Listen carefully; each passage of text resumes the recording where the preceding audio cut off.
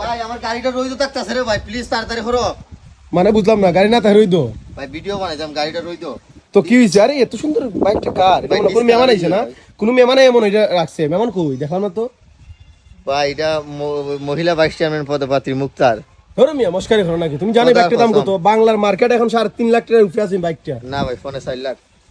পনে চাল, আচ্ছা তুমি কিভাবে জানো এটা যে 4 লাখ? বিষয়টা বুঝলাম না। এটা কিনছি ভাই আমি। কে কিনছে? আমি কিনছি। তুমি ইব্রাহিম বাইক কিনছো? হ্যাঁ। দামটা একটু কমাই পারো না? না প্লিজ, আমি বিশ্বাস করে তোমরা এই খদার হসমি গাড়িটা আমি কিনছি।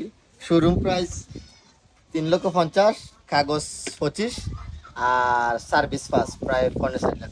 4.5 লাখ টাকায় বাইক ইব্রাহিমই কিনছে।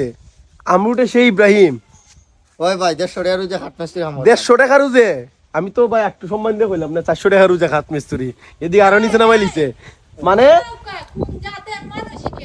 জীবনে